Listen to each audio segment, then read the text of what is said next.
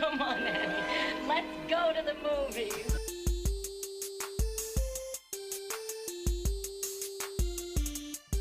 This is the Cinereelists, episode 662. My name is James. And I'm Zach. And we're here to talk movies and movie lists and movie obsession with you for the next hour. You, if you're just listening and not watching on YouTube, you may not have recognized that version of Zach. This is not your normal Zach. Don't give it. This could have been the ultimate prank. Could have just not said anything. You just pretended like Just you're pretend the like Zach. yeah, exactly. That's always been on. I know. I really missed opportunity. We should do that for April Fools this year. Just kind of slide you in and give normal Zach the week off and just not even mention it. Yeah. Yeah. Absolutely. For sure. Welcome to the show, Zach. Hello. And welcome to you, the listeners. You've got an all Brill podcast this week.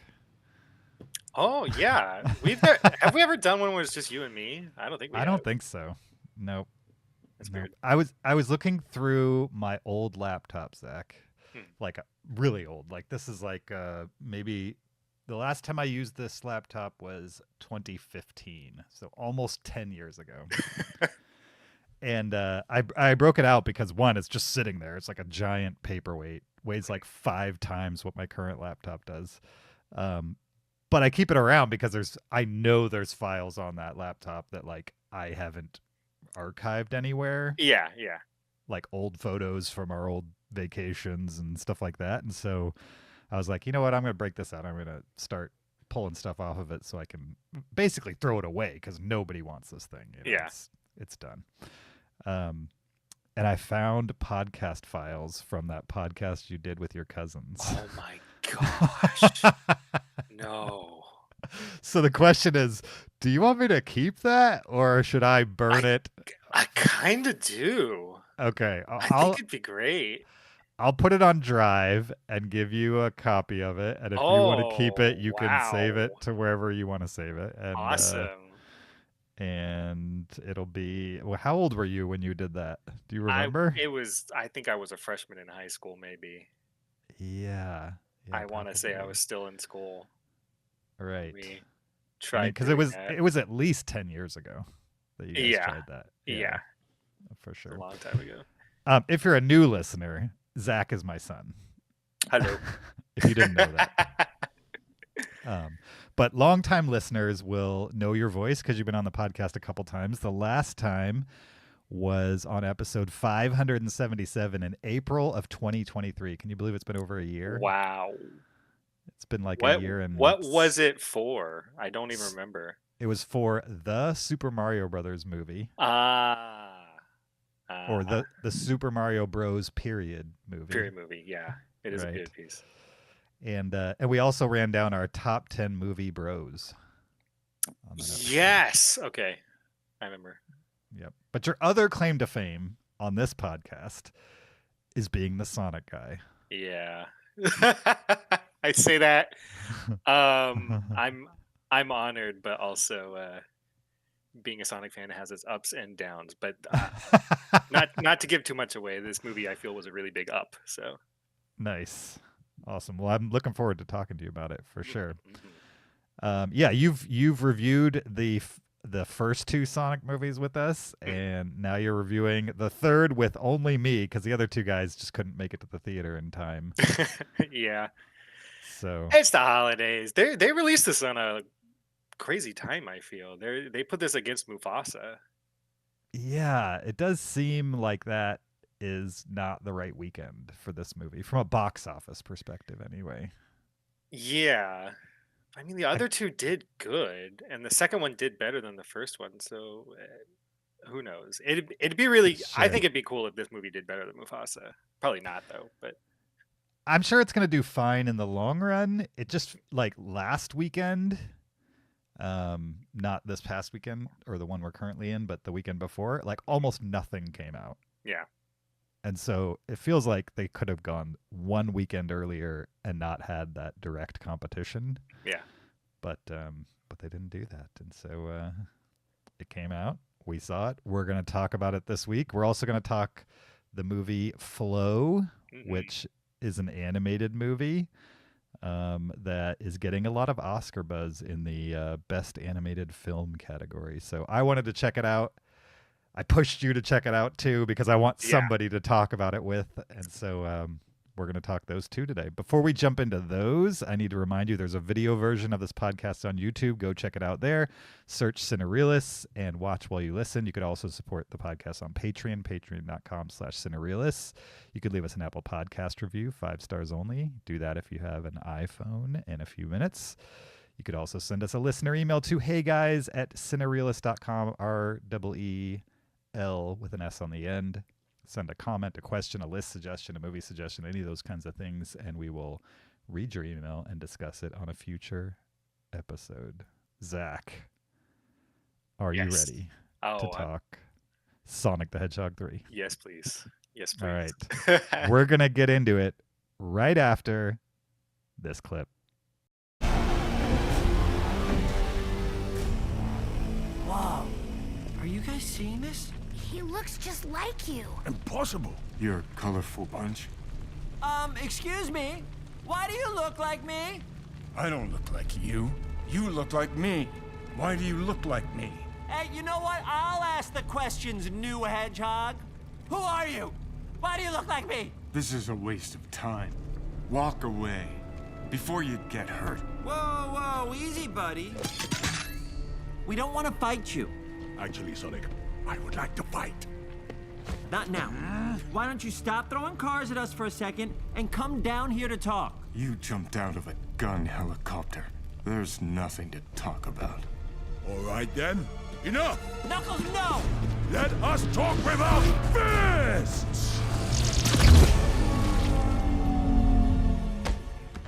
That was Sonic the Hedgehog 3, a 2024 action-adventure comedy based on the video game series published by Sega.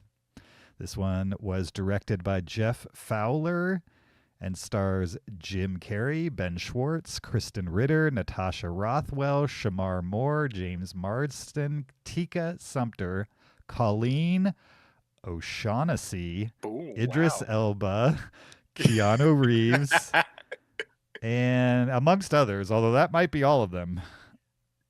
The official IMDb plot synopsis for Sonic the Hedgehog 3 is Sonic, Knuckles, and Tails reunite against a powerful new adversary, Shadow, a mysterious villain with powers unlike anything they have faced before.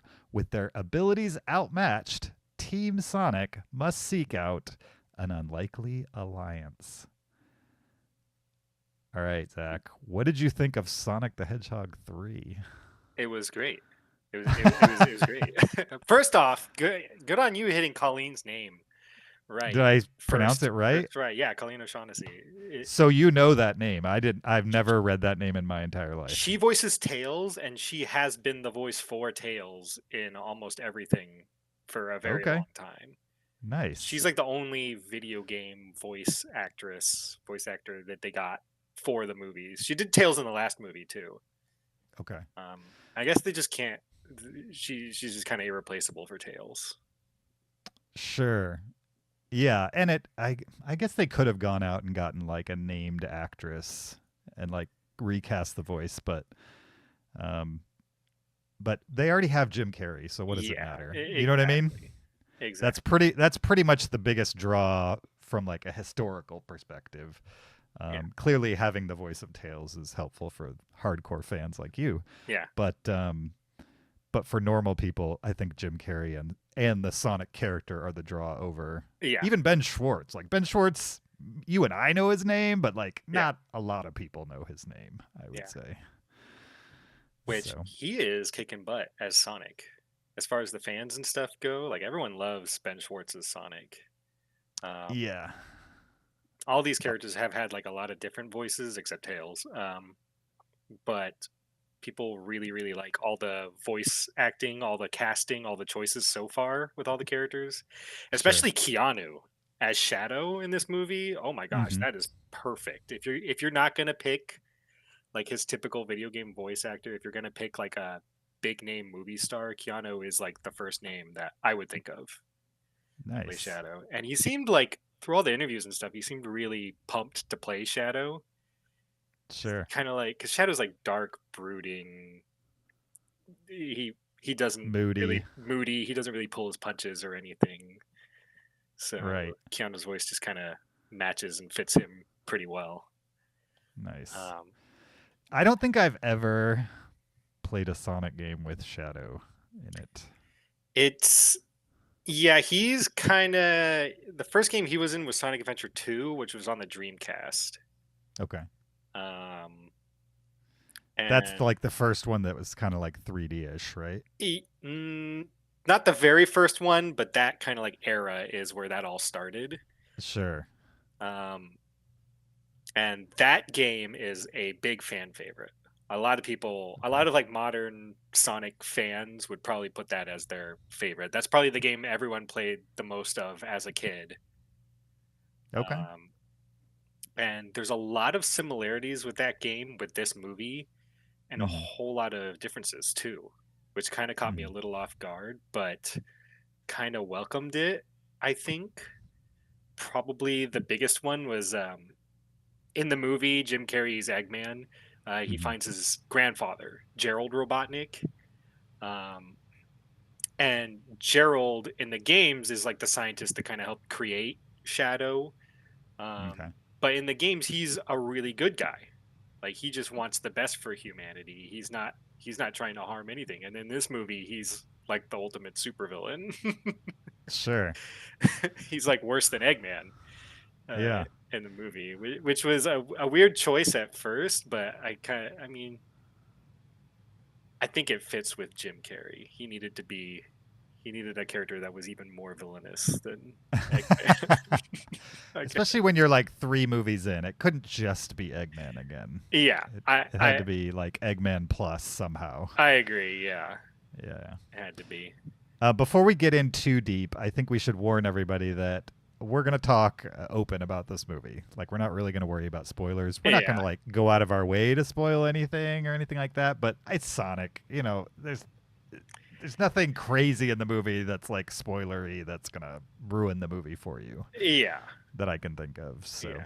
other than maybe we do a really short spoiler section at the very end of the podcast where we talk about the stinger, because that Oh, I yeah. feel like That's a big is better a surprise. Yep. But everything else in the movie, I think, from a plot perspective, is pretty well open game on this Yeah. one. So,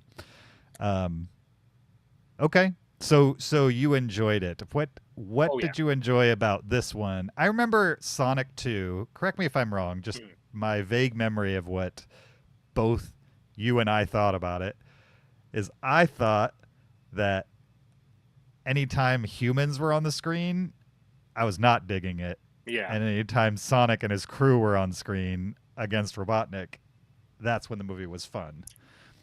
And then I think in general, you gave it more slack both directions.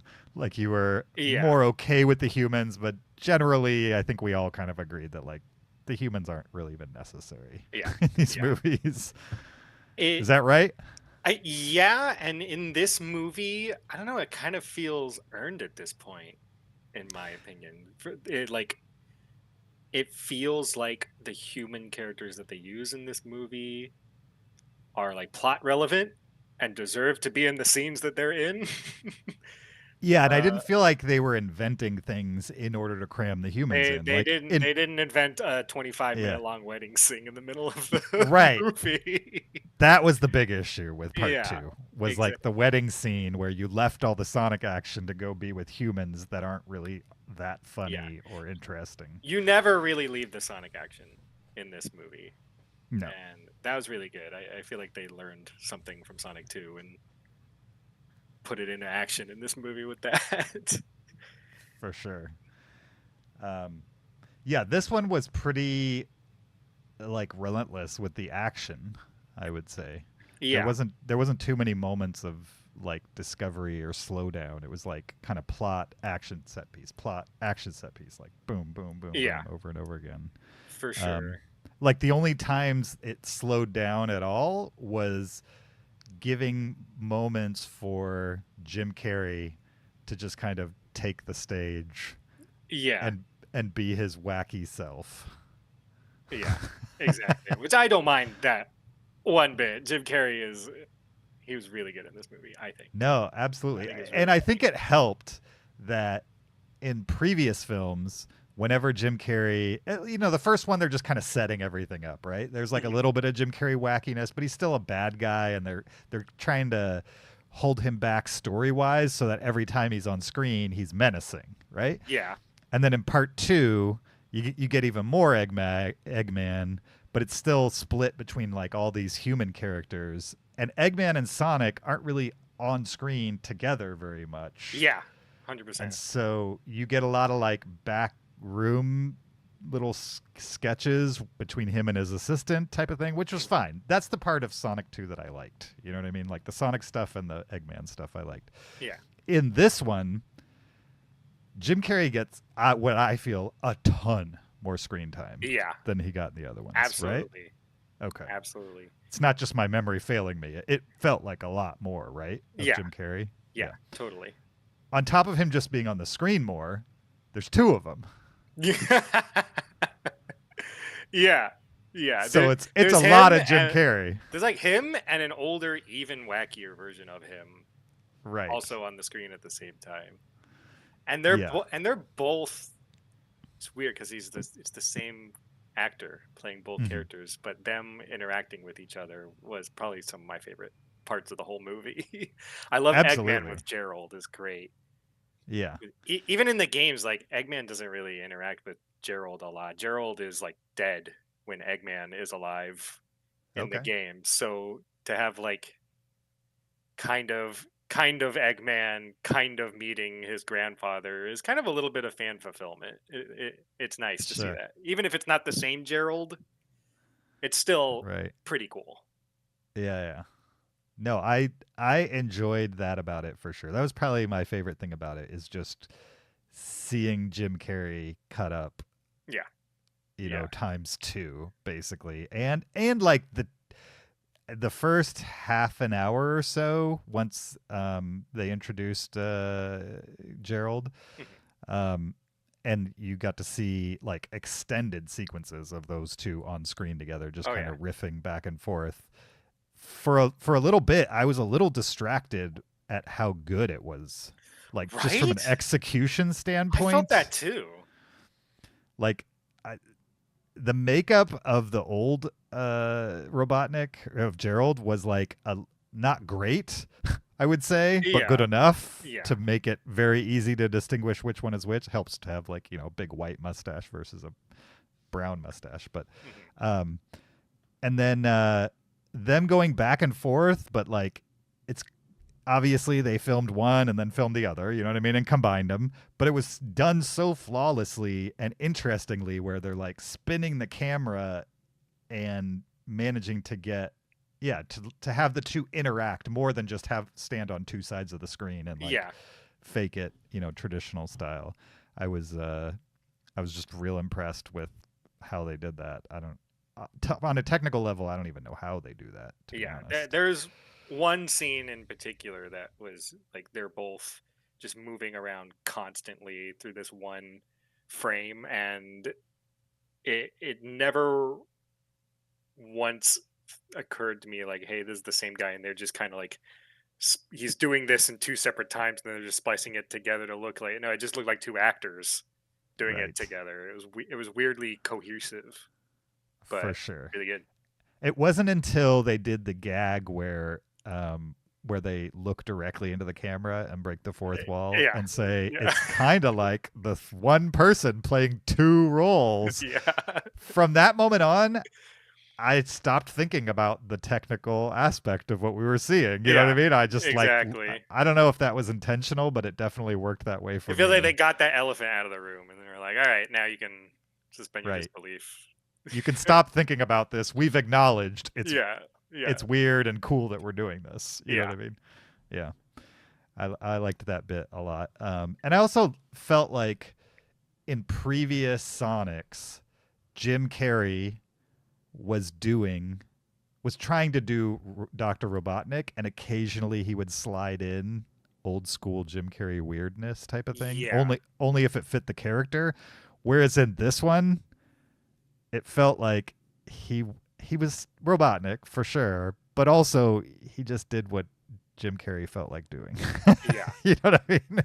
Even if the joke didn't really make sense in like a Robotnik context or anything like that. That's how I felt about him in all three of the movies. It's just kind Mhm. of like half the time I look at him, I'm like, yep, that is Eggman, that is Eggman, and then he does a Jim Carreyism, and I'm like, oh, that's Jim Carrey. Okay, now he's Right. back to Eggman, you know. Right. But I'm not complaining. He does it really well. For sure. In this one, it felt like it wasn't completely dropped, kind of the artifice of him being Robotnik, certainly. But they took their moments more liberally, I would say. Yeah. To like Yeah. let it drop every now and then and just be like, yep, this is the same guy who talked out of his butt cheeks in Ace Ventura. You know? Doing pretty weird stuff Yeah. on screen. And he looks exactly like Eggman now. With each movie, Yeah. they like made him look a little more like Eggman. At the end of the movie, the suit that he gets, he's just 1-to-1. That's just Eggman from the games. Sure. Which is pretty cool to see. Everyone's wanted him in the suit at least for. Yeah. Shoot, they make these movies really fast. They come out every like 2 years. Yeah. I mean, it's I think they're striking while the iron is hot, which makes sense to me. Yeah. For sure. Okay. Let's forget about Jim Carrey for a minute and let's talk about these animated characters. You got Ben Schwartz as Sonic. You got Colleen O'Shaughnessy. There you go. Yeah. Shaughnessy. Colleen O'Shaughnessy as Tails. You got Idris Elba as Knuckles, and Keanu Reeves as the new guy in this movie. Yeah. As Shadow. What did you think of like the action of the actual characters from the game? It in this one. It was great. That first like kind of set piece in like Tokyo where like Team Sonic, like the Sonic, Tails, and Knuckles are having like a standoff against Shadow, and Shadow just kind of very easily kicks all their butts. He's using like chaos control to teleport around. That's something he does in the games. Shadow still has his rocket boots, his like rocket skates that he uses. Sure. And then when it transitions into Shadow hops on like a motorcycle and he kicks up one of the stun guns and he's using and he's like driving through Tokyo and Sonic's chasing after him and Shadow's trying to shoot him down with the stun gun. That was really cool. I loved that a whole lot. Sure. There was a Shadow the Hedgehog game that came out during that like era of 3D, the first like era of 3D Sonic. And that was the first time Sega was trying to do something more mature with the Sonic franchise. So in that game, you play a Shadow and he has a gun. Like he just has a gun and you kill people. Like right. You kill people or you kill like other enemy animal kill aliens robots. and you kill people. You kill like gun operatives and Interesting. And he is like swearing in the game. Whenever he falls off a cliff, he goes, "Damn, not here." Oh wow! So they went like full mature on it. Yeah, they did. Not like GTA mature, but yeah, absolutely. Like right. I had that game when I was a kid on my PlayStation. And Mom got it for me, but I didn't think she knew what it was. That it was like an M-rated Sonic game. She absolutely knew what it was. She knew what she was giving me. But me as a kid, I'm like, oh, does she know that she just gave me like this forbidden game? And so I would only play the game like really late at night when she's asleep. And whenever I would die in the game, and Shadow goes, "Damn, not here!" Oh gosh, is she awake? Did she hear that? When really, she doesn't care. Sure. It's mild, mature yeah, stuff. absolutely. Yeah. So to see him in the movie, like riding around in a motorcycle, like in that game, and have a gun, even though it's like a stun gun, but still him like wielding a gun, That was Right. something that no one thought they would do. Being voiced by John Wick himself. Exactly. It was perfect scene. Nice. I don't know if it's just because the movie felt better balanced with the stuff that I liked out of the first two, but it felt like the action in this one was just better in general. Like it felt like distinct action sequences that like the sequences themselves told little mini action stories. Yeah. As opposed to like them just kind of being, I don't know. In the first two, they were just kind of there. I don't really have like a strong memory for or against type of thing. Whereas in this one, there were like a couple sequences where I was like, I might actually remember this movie for that. Like the final setup, like with up in the atmosphere, I guess we'll say at this point. That whole sequence, like I think I'm gonna actually remember that from this movie, and I'm not sure I could tell you a specific sequence from the other two, action wise. Yeah. That happened in those. I think because Shadow is just another hedgehog that has like basically the same powers as Sonic, it lends to it's easier to make more interesting action with that, aside from just giant robot that they have to beat up. That makes sense. Right? I think you can make cooler, more even matches with that. And that big space scene was really cool. I loved the ending action set piece that is straight out of like Sonic Adventure 2. Sure. Goodness. Even the music playing in the back of that is like an orchestral arrangement of the song that plays during that part in the games. It was great. It was brilliant. Okay. I was even kind of singing along to it. Sure. There was is that the sequence where there was actual lyrics in the music? There was one segment at some point where like people in our audience actually like started buzzing. Yeah. When the music kicked in. That's like the rock Sonic song, right? Absolutely. The meme song type of thing. That song is called Live and Learn, and it's like the quintessential Sonic butt rock song. Okay. And is this the first time the movies have played that, or was it in the other ones? No, this is the first time they played it. Okay. Yeah. And it was great. There was a lot of like orchestral remixes of songs from like Sonic Adventure 2 and little nods and references to SA2. When you start at Sonic Adventure 2, when you start Sonic's levels, he's in a helicopter. He was captured by Gunn, and he jumps out of the helicopter and he goes, "What? No in-flight movies or snacks? I'm out of here." And he says it in this movie right before he jumps out of the helicopter. Sure. So they're directly referencing that. The little restaurant that they go to with the Chow mascots. Chows are these little creatures that you collect in Sonic Adventure 2, and you take them to a Chow garden and you can take care of them. They're like little Tamagotchis. And so they found a way to put Chow Garden in the movie in a clever way. They did a lot of that stuff. There's one scene where Shadow is like watching an old-timey movie and there's a big monster in the movie. The monster is the Bio Lizard, which was the big bad guy from Sonic Adventure 2, like the main enemy from that game. So they found a way to, don't worry, we snuck him in. He's in there somehow. Nice. They did some really clever stuff. Yeah, I mean, I didn't even, as somebody watching it without those references, it didn't feel like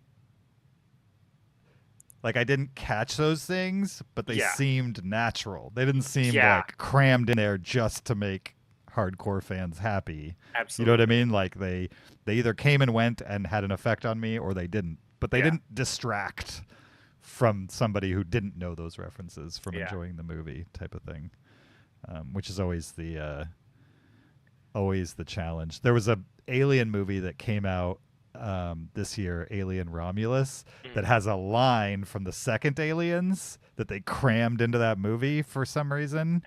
And like it's the line that everybody remembers from the second movie, from the second Aliens.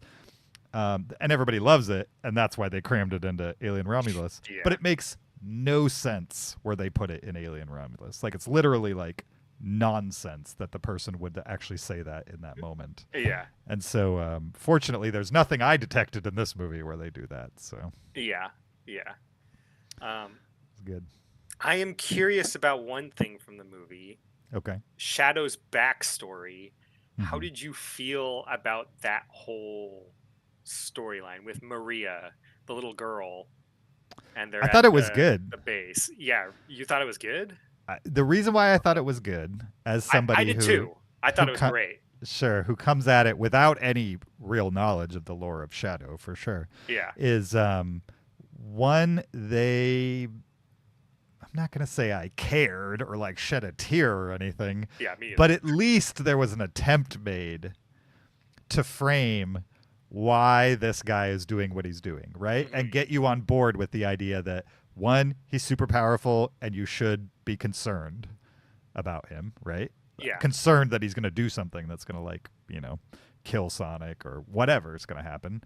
And two, complicate the bad guy. You know what I mean? Like, Yeah. the Dr. Robotnik in the games that I played was just the guy at the end of the level He's who, just like, evil. caused Yeah. the problem, right? He was just evil, not evil incarnate, not like the devil or anything. He's Yeah, just yeah. the weird multicolored bad guy who builds cool, crazy robots. You know what I mean?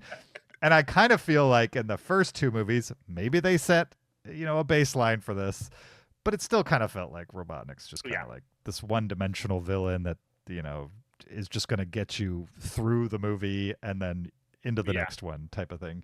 Whereas Shadow here, they gave him a backstory. They spent the time to be a little sentimental here and there and, like, give us some understanding of his perspective and why it's not important for Sonic to just defeat him, but also, like, turn him around.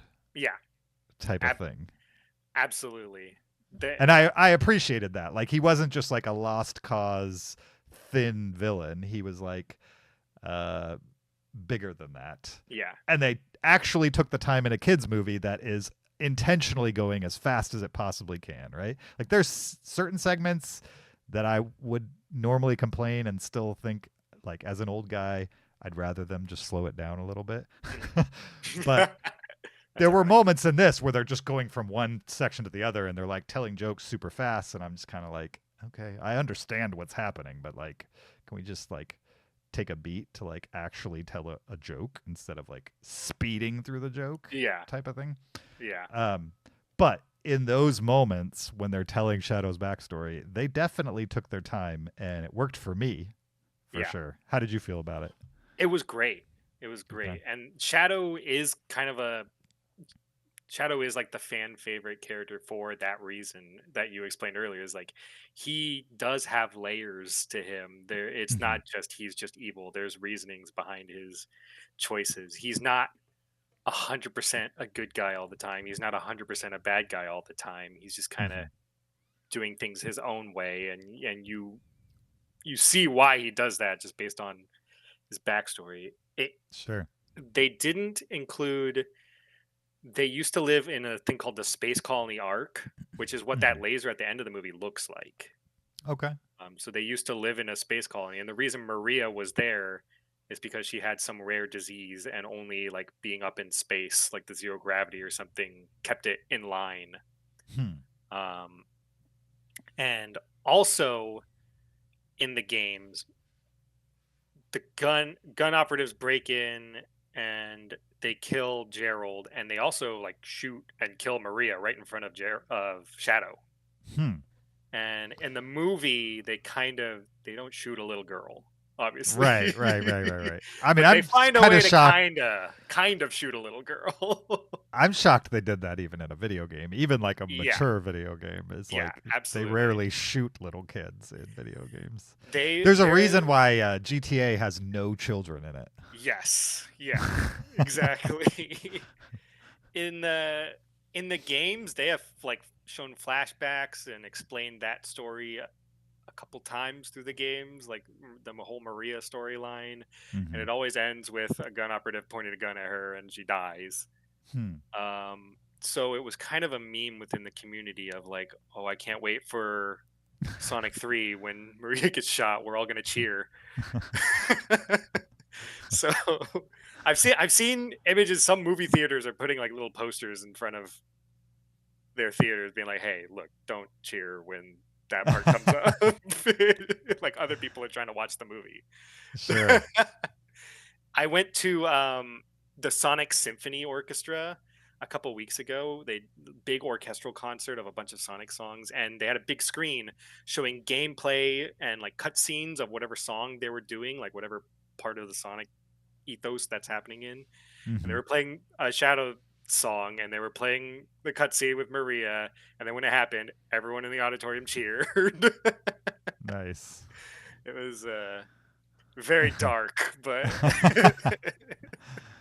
Hey, you gotta have your fun somewhere. you gotta have it somewhere. Sure. That's awesome. I How love was the concert? Oh, it was incredible. That was the best Yeah. concert I've ever been to. It was the Nice. loudest concert I've ever been to, because every single person in the audience knew every single word, including me, and everyone was screaming the lyrics. I'll be honest, Sure. the singer that they had up, she was great. The little bits I could hear of her, because everyone was just screaming over it. Sure. Nice. Yeah, that was an insane concert. It was really good. My favorite part of this movie, spoiler alert, is when James Marsden as Tom gets shot and leaves the movie for 45 minutes. I was like, yes, no more James Marsden for a while. You don't like Donut Lord? You don't like Tom? I don't even. So when he shows up on the screen at some point with wearing a sweater, a knitted sweater that says Donut Lord. And I know I've seen the first two movies, Yeah. but I don't know that reference at all. I'm sure it's all over those first two movies, but I care so little about James Marsden in these movies. I think I've blocked everything about him in the previous iterations. In the first movie, it was kind of cringe. It was like, Donut Lord, really? And like he's a human here. Like, all right, whatever. We don't like human characters. And then Sonic 2, people were kind of like, oh no, he's actually kind of nice. Like he's fine. There's a little too much humans, but he's fine. And now the fan sentiment now is that we just like the human characters now. Now we like Donut Lord. Now we like. But like Donut Lord, like literally that phrase was a thing in the first two movies. Yeah, Sonic called him Donut Lord because he's a cop that ate donuts. That was I do not remember that at all. they the Eggman's henchman, Agent Stone, that guy, what is his name? Lee Majdoub? Lee Majdoub? People love him. I love him. He's awesome. He has shown up to a bunch of like Sonic conventions now, and has shown up on like panels and stuff. He is a ray of sunshine. He is amazing. He just pretends that he is Eggman's second Assistant. everywhere. Sure. If he goes to cons and you're dressed up as Eggman, he'll walk up to you and like talk to you like he's your assistant. And he loves the fan base. And so now the fans, like, if he's not in every movie, we riot. Like, we need more of him. And I kind of felt like there was less of him in this one because they didn't need like Jim Carrey had his a version of himself to riff off of, whereas in the previous movies they used that assistant as like somebody for him to riff off of. He's in it less, but he feels a little more important. At least he's kind of like, he's a little important to the plot this time, which is good. I like that. Kristen Ritter was in here too. Was she in the second one and I just didn't remember it? Kristen Ritter. She plays kind of the gun operative, the main gun operative. I think she was. Maybe she was in the wedding scene, but not that memorable. Let's see. I'm looking up her. She is definitely. I don't think she was in it. I think this was her first. She played Director Rockwell in this one. Okay. I don't think that's a character in any of the games. Sure. People who don't recognize that name, Kristen Ritter, she played Jessica Jones in the Netflix MCU series. Okay. She was Jessica Jones in that.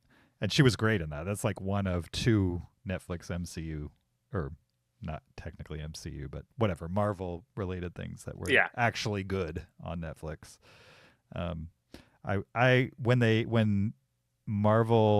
When Disney got Marvel back from Netflix, I was hoping they would carry over Jessica Jones as the TV show. Yeah. And doesn't look like they're going to do that, but they are carrying over Daredevil, which was the other one that was good. So at least we got 1 out of 2. That's curious. I should watch Daredevil. Heard it was really good. The old Netflix show? Yeah. Daredevil season 1 is great. Season 2 is not awful, but nowhere near what it was in season 1. And then 3 got a little better, but it never quite kept up with part 1. And the new series is picking up from that. Yes. So. And whatever his name is, Matt Murdock, the Daredevil in non-costumed form, he'll be like throughout the MCU. He's going to pop up because he's a lawyer in real life, or whatever. His persona is a lawyer. So they've already peppered him here and there in a few things. So. Yeah. Anyway, okay. Is there anything about Sonic the Hedgehog 3 that didn't work for you?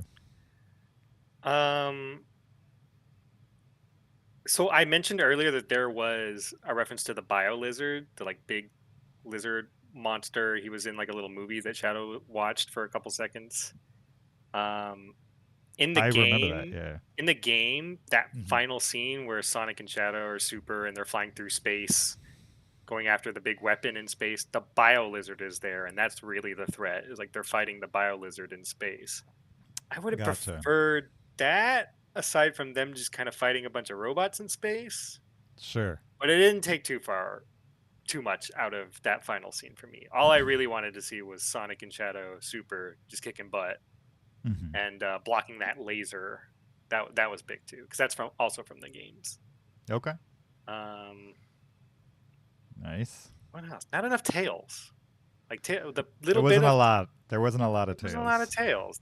There was a good handful of Knuckles though, which Idris Elba killed it. I love him as Knuckles. The little bits of tails that we did get in this movie, I really liked.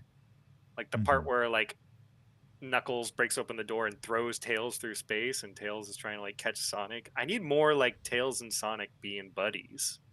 Sure. Like I feel like I didn't get enough of that in Sonic 2, and I feel like I really didn't get enough of that in this movie. Yeah. I felt like the first half hour they did a good job of balancing it, but then once Shadow got involved and you ended up with 2, Dr. Robotniks, there just wasn't a lot of screen time left for anybody else. Yeah, for sure. And speaking of, in regards to like the human characters, there is one part where Wade Whipple shows up. He's the guy on the rooftop that was using the Master Emerald as like a hockey. He's in the Knuckles TV show. And I would argue the Knuckles TV show is about him and not about Knuckles at all. Okay. And he pops up in this movie for like 5 seconds and then he's gone. So he wasn't in the first 2. He was. He was in the first 2. He was like a little comedic relief, little side character. And then the Knuckles TV show is all about him learning how to become a fierce warrior with Knuckles. Okay. And then you think like, oh, that hopefully that'll pay off in like the next movie. Like we'll get to see him kind of like doing something as like a fierce warrior. Not really. He's just kind of there for like 5 seconds and then he's gone again. They just cameoed him basically. Yeah, exactly. Sure. I do find it really funny though that he's the one that Knuckles is having guard the Master Emerald. That was really funny. Sure. And then he gives it up so easily too. Absolutely. Yeah. For sure. The only complaint I have, and I feel like a broken record because I feel like I probably complained about this exact same thing in the first 2 movies as well, is just like, why have we not gone to Sonic's world yet? Like, isn't it prime for that to happen at this point? Like, yes and no. Like there's the moment in the first one, right? Towards the beginning, they're like telling a little bit of Sonic's backstory, and you actually get to see what a movie version of him running through those levels would look like. Yeah. And I'm like, why have they not Minecrafted this, where they like take the human characters and make them go to his land. Yeah. You know what I mean? And make them explore places that you recognize from the game. You know, movie versions of that. They had touches of it in here, but it was still like in the real world. Oh, like, yeah. There's a moment with the ruins where you're like, okay, they're referencing the ruins levels in the video game type of thing. But like, wouldn't it be awesome to like at some point have James Marsden like have to go to Casino City or something like that, yeah. and like there's Oh, these yeah. huge drop-offs that Sonic and his buddies can traverse easily, and he's having to like slide down them, you know what I mean, and stuff like that. Like it feels like there's gold here and they're just like not doing it. They just want to keep it in the real world for some reason. I agree with that, but I feel like we're past the point now. Because You don't think they could do that? with Or you each think movie, they they're- could do that? I think they still could do it, Right. but they seem to be going the route of like, all right, this movie is kind of based on Sonic 1. This movie is based on Sonic 2, like the game. And this movie is based on Sonic Adventure 2, like Dreamcast. Mhm. Past that, we really don't go back to like Green Hill Zone, that like classic kind of Sonic style. Sonic Sure. games now kind of take place in like a cartoony version of the real world. Sure. Right. Sure. Yeah. So I don't know. I think It they like should. I agree. you they saw should. Tron, right? The original Tron. Have you seen the original Tron? Did I make Yeah. you watch that when you were little? Yeah. Sounds like something I would make you watch. Yeah, so in Tron, they like go into a video game and there are moments where what I'm talking about is in there. You know what I mean? Yeah. Like it's humans in a video game and like that is actually kind of awkward Yeah. in like an interesting way. I just feel like I need like a change of environment. The moment in the first movie where they're in Sonic World was so cool looking and interesting, Yeah. and it's so short. And Yep. I'm like, why are we in the real world? Why are we Garfielding this? Why are we, you know what I mean? Like, it's been done. Like I having agree. animated things I come into the agree. real world, it's been done so many times. Yeah. I totally agree. What they could do, in the games there's a place called Angel Island, and that's the Mhm. island where the Master Emerald like sits and resides, and it's where Knuckles is from, and he's there protecting the Master Emerald. And Mhm. Angel Island like floats in the sky using the power of the emerald, and it's got loop de loops and all the Sonic level kind of. It just looks exactly like how you're describing. I could see Sure. them doing a movie, maybe later down the line. They do a movie that like takes place on Angel Island. I think that would be really cool. Sure. And you can Yeah, still kind of keep it like tropical, kind of. You can bring the humans there, and they wouldn't seem too out of place. But you can still have the cool like loop de loops and corkscrews in the environment. And yeah. robots that look like animals, you know. It doesn't have to be the whole movie. Just like, give us a little section, halfway yeah. through to the end where you have like the humans you- having to go to his land and they're the fish out of water now. Do you remember in Type the of thing. first movie there was the part where Sonic was running from Eggman and he's throwing the rings and he's going through the rings and going to like different parts of the world? Yes. They could do yeah, that, but like as they're like going through, they're just going through different Sonic levels. Sure. Like I think that'd be neat. Absolutely. They could do a final sequence where he's they're infiltrating the blimp The blimp? or the Oh, big ship. the flying big ship. battery? Yeah. Yeah. Oh wow. There's lots of stuff from the games that they're not even touching. Yeah, absolutely. I don't know. Feels like a waste to leave all that design work on the table when it's right there for the taking. Exactly. Instead, we're running through the woods like it's Return of the Jedi in 1983 for some reason. Yeah. I don't know. Small complaint. I did enjoy more than the first two what is actually there. I think the reasons why I enjoyed it more is because the people were less of a factor. We definitely didn't get like long breaks with just people talking on the screen and no Sonic characters. Like it very rarely happened. Yeah. And then Jim Carrey just really being set up to let it all loose. I think I enjoyed that too. And having a villain that like actually has a communicated motivation Yeah. was helpful too. Yeah, I think you started this discussion out with saying that it was an improvement, and I think I agree. The question is, how big of an improvement? Yeah, that's a A good little question. baby improvement, or like, oh, this is way better than the It, first two? it feels like each movie is just baby steps towards Mhm. a little bit more, a little bit more, a little bit more, a little bit more. I'm hoping 4, which did get announced, they are going to make a 4th one. I hope 4 maybe takes a normal size step and not a baby step towards Sure. more zany Sonic. I feel like at this point, just go all out now. Just Yeah. go, like, don't worry about endangering people who aren't Sonic fans. There's been 3 of these. Like, that's good. Give me Sure. everything. Give me every Sonic thing in one movie. Yeah, I could see that possibly working for them at this point. Just don't put it against like a major competitor, but make it a summer movie. Why isn't this a summer movie? It should Right? absolutely be a summer movie, I feel. Although Hmm. a Shadow game just came out. Like a Mhm. game starring Shadow just came out like 2 months ago. So maybe they just wanted it to be close to that. Yeah, maybe. Whatever. Who knows? All right. Anything else on your notes that we need to discuss, or did we cover most of it? No, I pretty much hit everything. Okay. Pretty much hit everything.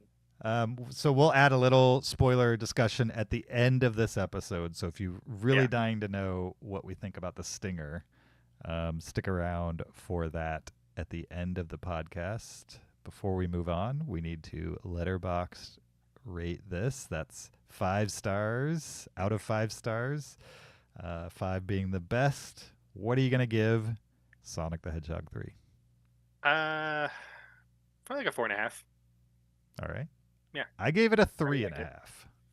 That's fair. Which for the record, Sonic 1 got a 2.5. Yeah. Sonic 2 got a 3, and this one got a 3.5. So Yeah. it is slowly inching towards a better movie, I would say. Yeah. And I'm For rating sure. it off me being a movie and a Sonic fan. Like, this just, if you like Shadow, this will get you going. This is a good one. Sure. Yeah. Awesome. Okay, so a 4.5 and a 3.5 for Sonic the Hedgehog 3. Next up for discussion is an animated film. I kind of feel like we're talking 2 animated films because Sonic the Hedgehog 3 It's is like, pretty much animated, man. I'd say it's 70% animated. Every single frame has a CGI character in it, so it's animated. Yeah, for sure.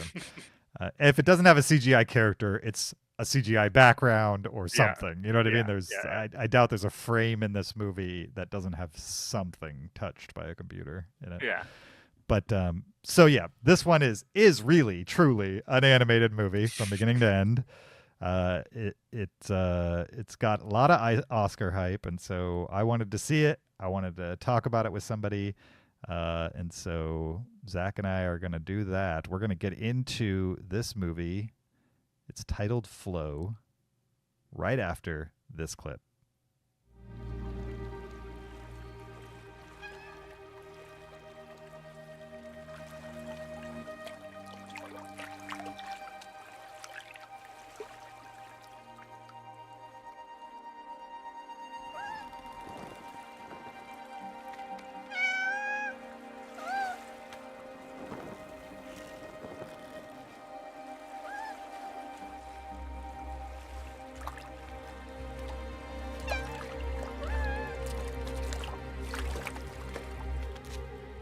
That was Flow, a 2024 animated fantasy adventure film directed by Gintz Zibalodis. Mhm. Maybe that's how Maybe? you I pronounce don't it. know. This one I don't know. This movie stars nobody. Literally no Literally voice nobody. actors. There are no human characters I and no am voice actors. So curious what you picked for the clip. Like, audio listeners, what did that even sound like to you? It's probably just a bunch of meowing.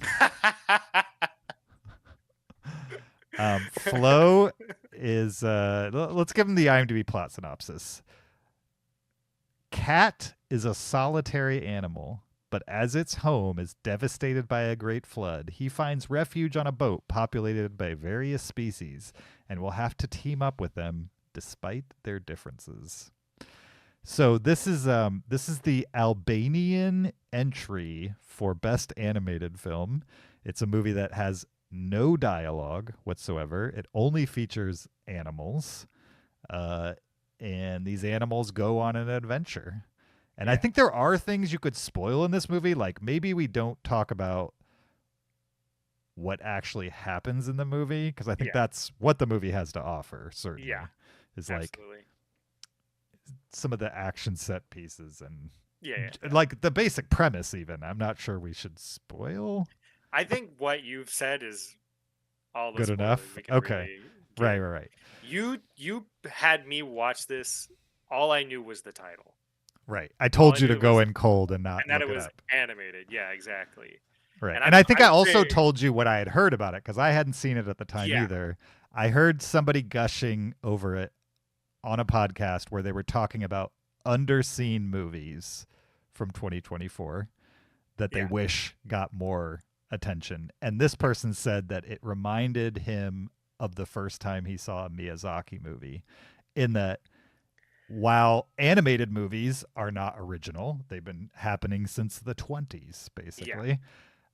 It felt like a new version of animated movies. It and totally one brings that, something new to the table. It felt right. like. One that he had never seen before. That's how he felt when he first discovered Miyazaki. This was like the first time in a long time he sat down and watched an animated movie and was like, oh, this is different.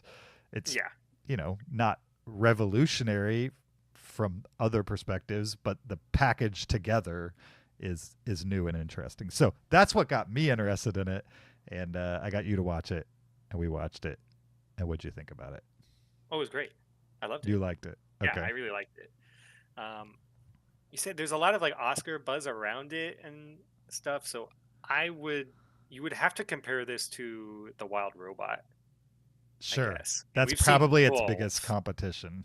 and that's kind of the mindset I had going into this. Was like, all right, well then if there's all this Oscar buzz, it better beat The Wild Robot. And I'd put it right next to The Wild Robot.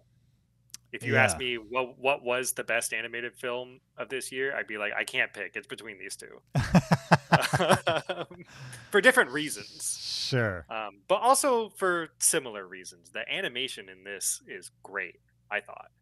It's very interesting because it's like those movies for some reason feel like competitors, not only because they're in the same year and they're both good, but they both have a lot of animals in them. Yeah. But they're so very different in their portrayal of animals. Absolutely. Like in Flow, the animals move and have the mannerisms of like real animals. So when a cat's on screen, it's never going to say a word of English. It's only going to do what your household cat does. Yeah. Essentially, like the weird twitches and the arching the back when it's nervous, the pupils like changing.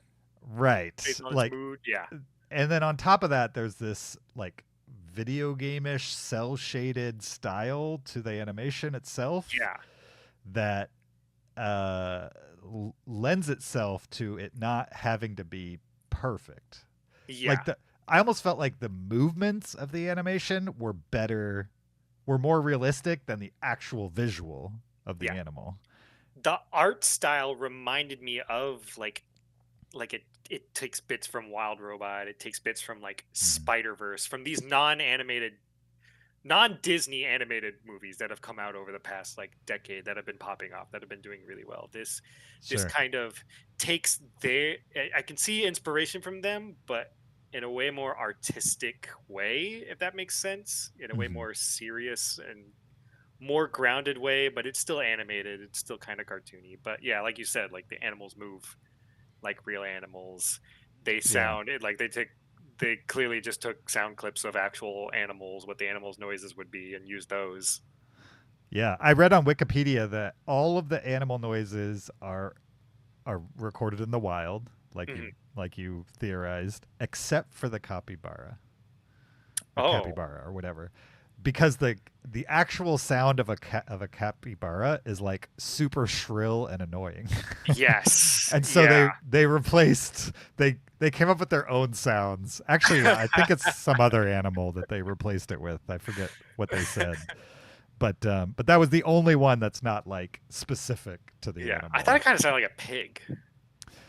It was I wouldn't say it's a strange sound because I don't know what a capybara sounds like in real life. Like That's true too. I wouldn't be able to tell you. So I just, as I was watching it, assumed that's what they sound like. And then after, when I was researching it, I was like, oh, okay, that's the only one that's different. Yeah.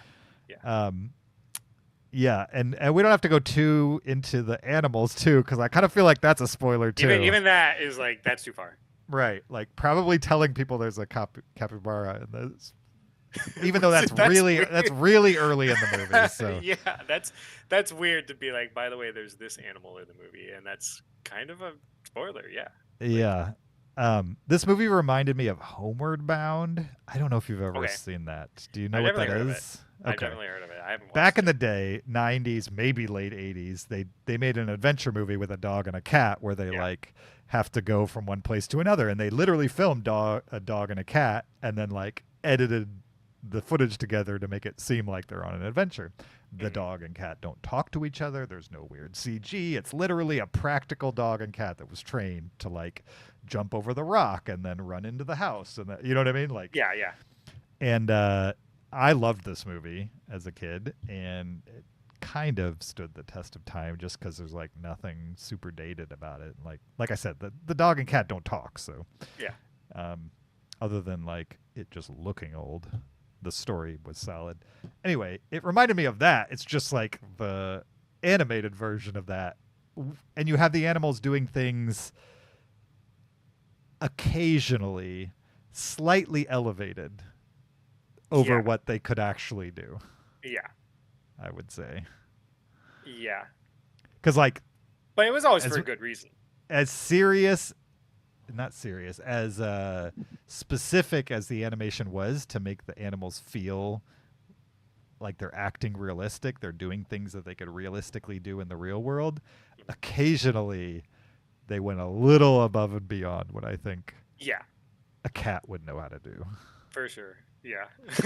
But it was like just barely different enough to accept that it's okay. Yeah.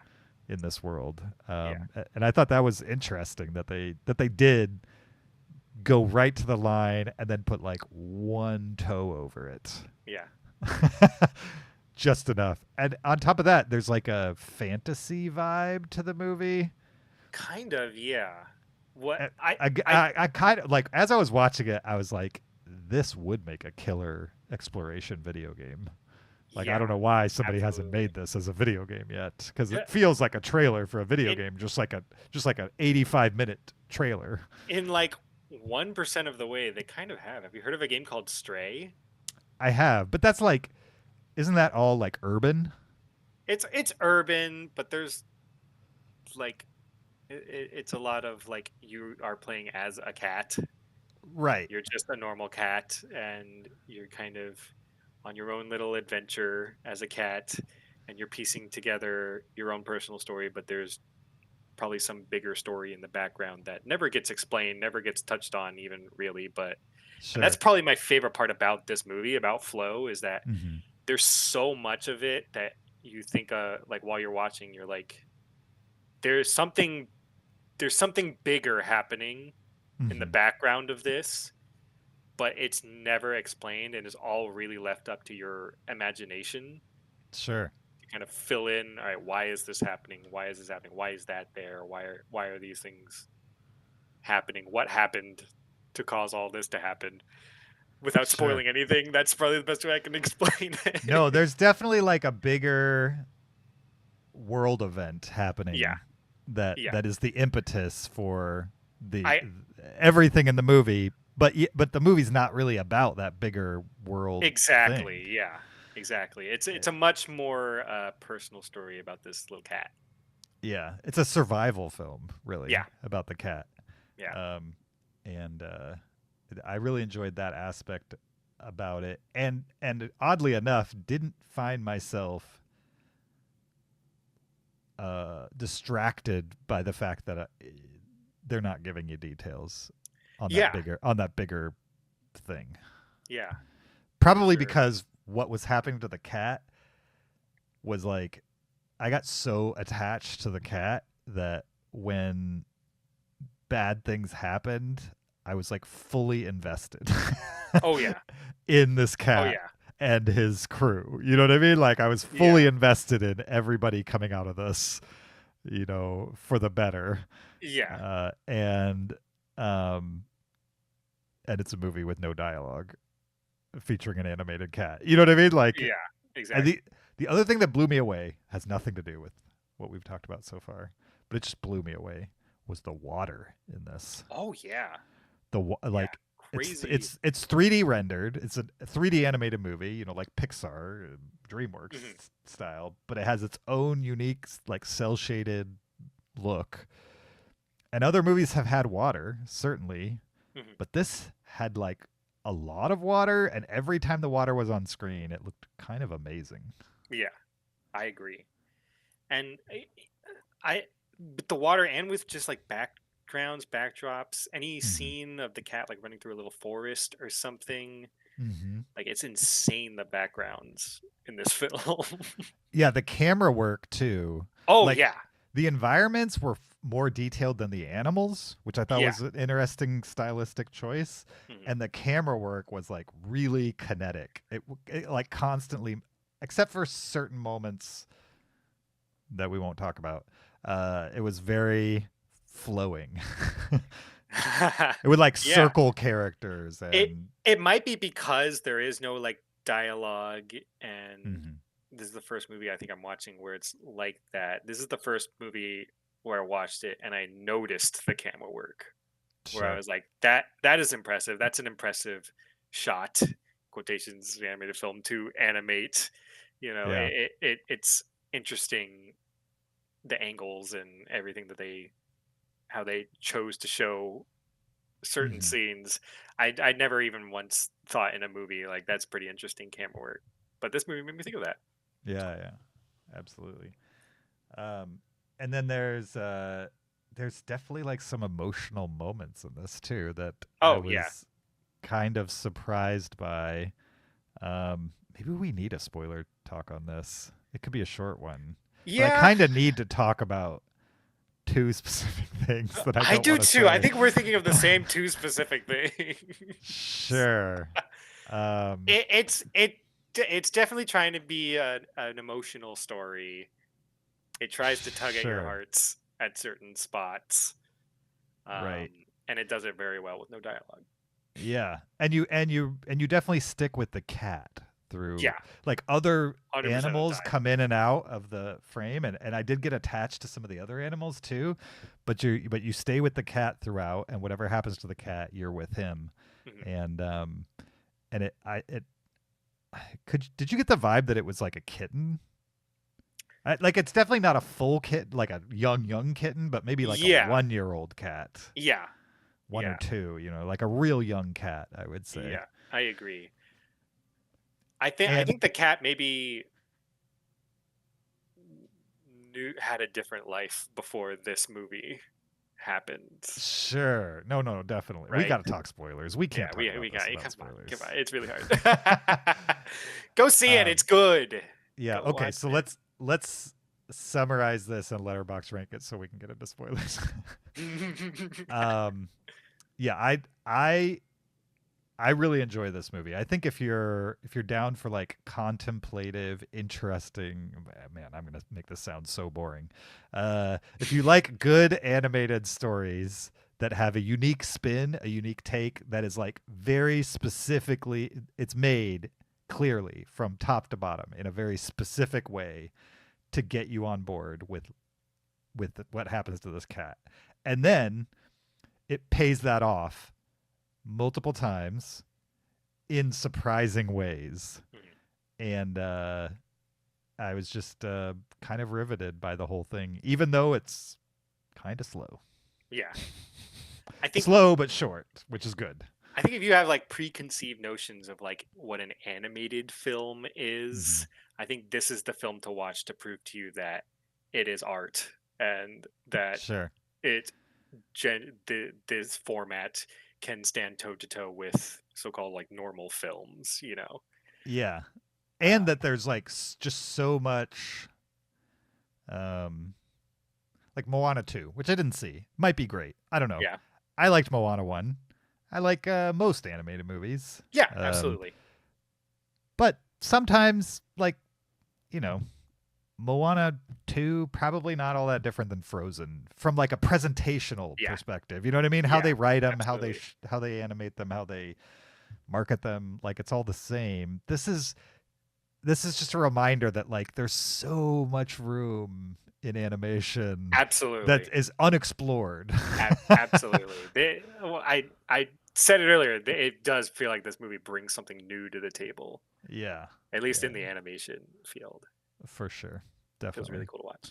Okay, let's get into spoilers. So, what are you gonna give this one, Letterboxd style, out of 5 stars? I give it a 5. It was incredible. I'm gonna remember this movie a lot, and this is a movie that I'm gonna want to like share with friends. I'm gonna want them to watch it too. I gave it a 5 as well. Here's another question before we get into spoilers, and maybe we'll revisit this in spoilers when we start talking specifics. I feel like if you showed this to like a 6 or 7-year-old kid, I think they would be just as interested in what happened to Kat. Yeah, I agree. Even though it's not like I agree. a Moana or a, you know what I mean? Like or like even Sonic 3. Like Sonic 3 is like meant to keep your attention. Like it's like boom, boom, boom. Like just it's a movie that moves. I mean, it's a Sonic. It's based on a character that's like the fastest video game character. So it makes sense. I'm not criticizing it for that. This is maybe the opposite of those things. This movie is a slow burn, but it's good. How do you feel? Like, do you think kids would actually get engaged with this, or do you think it's too slow? I think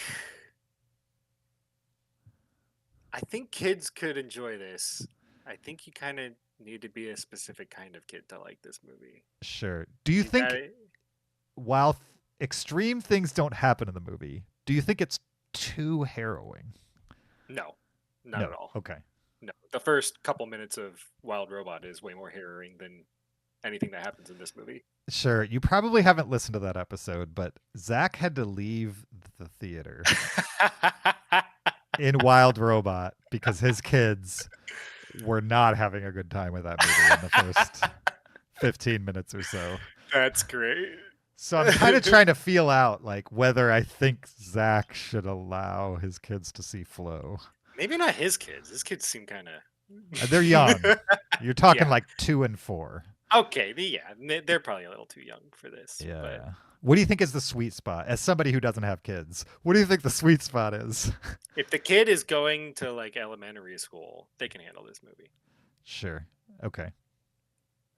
If they're out of pre-K and childcare. Exactly. Yeah. Then roll the dice on it. Exactly. Yeah. It's definitely nowhere near as directly harrowing as the opening of Wild Robot. I'll give it that. But it's more consistently harrowing. Yeah, it's more harrowing than, I don't know if it's like on paper it's not more harrowing than Frozen. You know what I mean? Yeah. If you put what happens in Frozen on a piece of paper, it's probably more extreme than what happens in Flow. But in Flow, at least my experience with it was I cared about that cat. You know what I mean? And so when it was having things negative happen to it, it affected me. And I'm a grown ass adult. You know what I mean? Me too. I'm right there next to you with that. So I don't know where to go with the recommendation. But anyway, okay, let's get into it.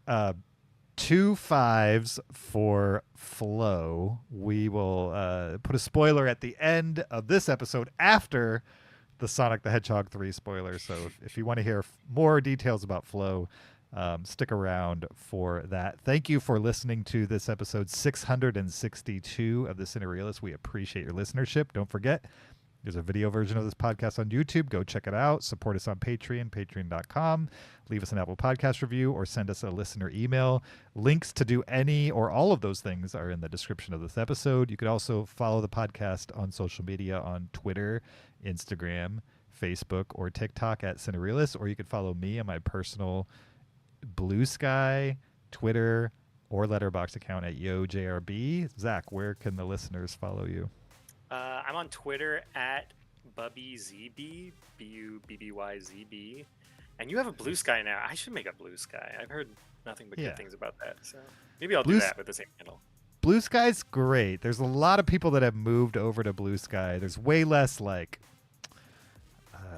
crypto spam and like Twitter. I used to just kind of scroll Twitter when I was bored. I can't do that anymore because if I scroll Twitter at random, guaranteed I'm going to either see way more nudity than I signed up for, or literally people getting shot. Yeah. I'm having the same exact experience where it's like, what happened to my Twitter feed, man? This is It's like I'm scrolling and it's like, oh yeah, these are people I like. They're saying cool things. You know, I remember why I followed this guy because he's funny or whatever. And then blah, blah, blah, blah, blah. Boom. School shooting video. And I'm I did not sign up for this. It feels like only 10% of what I scroll through is stuff that I've actually people I'm actually following and want to see what they've posted. And the other 90% are crypto ads and school shootings, awful stuff that, why am I seeing this, man? It reminds me of like 4chan back in the day, which is not a place I went to often, but like I know what kind of content was there, and I feel like that is leaking into Twitter, and nobody's doing anything about it. Nope. So like all the normal people who don't want to see that stuff are fleeing, and it's not a good thing. But anyway, that's my TED Talk for this week. Stick around for the spoiler chats. We'll see you guys there. Next week we have the other guys will be back. Thank you for filling in, Zach. I appreciate it. Yeah, no problem. Next week we'll be talking Anora and Nosferatu, which Nosferatu should be good. Anora's amazing. I don't know if you're up for watching a movie, Zach, with normal people in it, but Anora's pretty good. Okay. A normal dramatic comedy. Yeah. But Anora is pretty awesome. I'll tell you about it off podcast. But stick around for the spoilers. We'll see you guys there. Until then, keep it cinereal.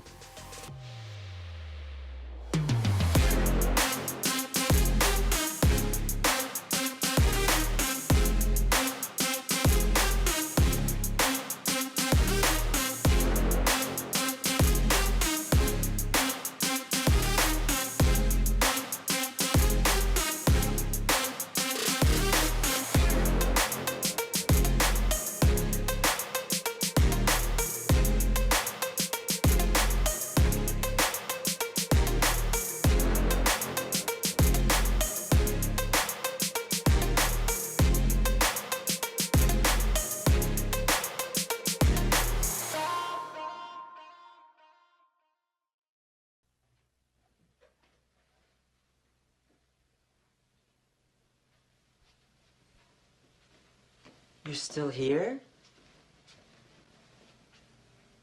It's over. Go home. Go.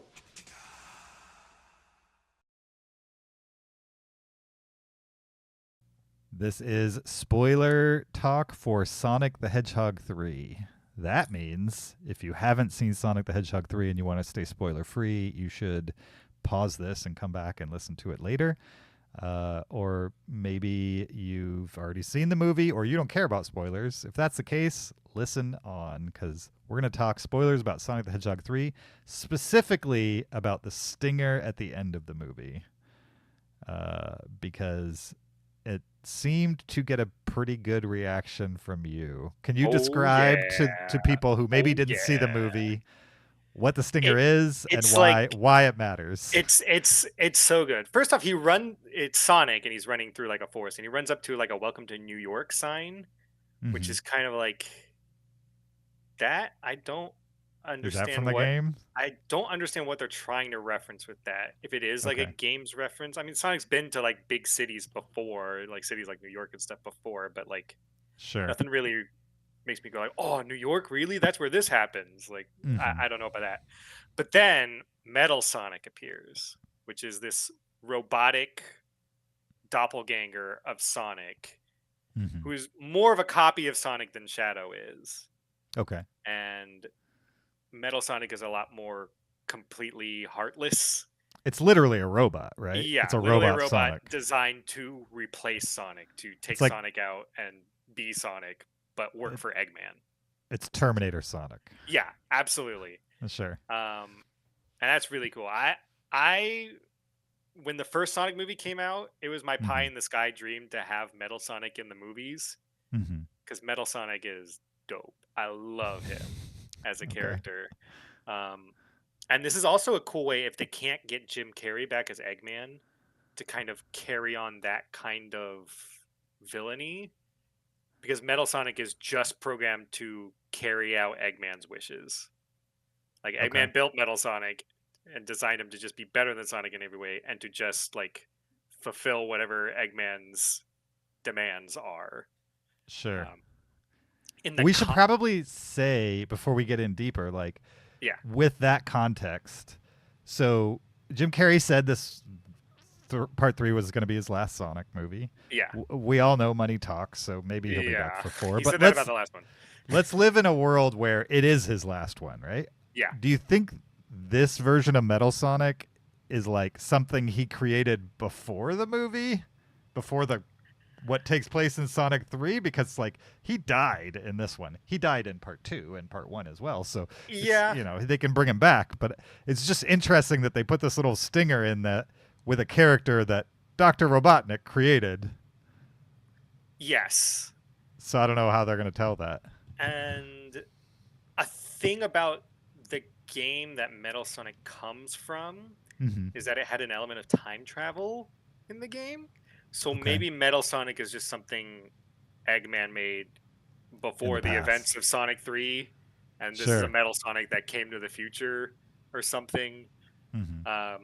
Or I'm totally fine with, by the way, Eggman lived from Sonic 3. He's back again. And now his plan is that he has Metal Sonic, and it's exactly like Sonic. I'm totally fine with that. And also in the stinger, Amy Rose appears, which is she has her hammer, her little like Pico Pico hammer, and she looks like Sonic, but she's just pink. But that is also another character that's like, man, the only way we get Amy in the movies is if they do like 4 of these, and they are. So here's Amy. And is Amy like in the fandom like a beloved character, or just one that nobody thought would end up in these? Especially in the past like decade. The 4 like main characters I'd say are Sonic, Tails, Knuckles, and Amy. Like she's on par with those 3. Okay. And it's very exciting. She's one of my favorite Sonic characters. So I'm super pumped to see both of those characters in the next movie. That stinger was really good. Sure. Let's theorize that it is Jim Carrey's last movie, right? Like the next one happens. Do you think they can have a movie without Jim Carrey as Dr. Robotnik? I think they can. I think they can make a movie without him, but there'll be a hole missing for sure. Because like, it's been a lot about him. Yeah, absolutely, and he's and not really only like big draw. Not only him as Robotnik, just him. Just him, yeah, exactly. You know what I mean? Like Robotnik is kind of secondary to Jim Carrey being in the movie. Yeah, absolutely. I think they could make another one. I don't think it'd do. I really think Jim Carrey carries these movies. No pun intended. Sure. Yeah, I mean, I can't imagine them trying to recast somebody to do a Jim Carrey impression for sure. Nah, it wouldn't happen. But and really, the only person I could think of that like I would be like, that makes sense, if they were to cast him. And it doesn't really make sense knowing that there's 3 movies that already exist with Jim Carrey being Dr. Robotnik. But if they had gotten from the get-go Jack Black to be Robotnik, I think that would have been good casting too. It's like he's like the only person I can think of. He's a little overexposed right now in video game movies, I would say. Yeah. But leaving all that behind, if you just got Jack Black to be his wacky self in a Robotnik outfit, Yeah. I think it could work on screen the way Jim Carrey worked on screen. Yeah. I think so too. But I don't know. It's a pretty big hill to climb following up 3 movies of Jim Carrey being in the character. The question is, let's say you take him out of it and you make references to Dr. Robotnik without him actually being in the movie. Where do you how do you fill the comedy hole? Yeah. That like the vacuum that leaves.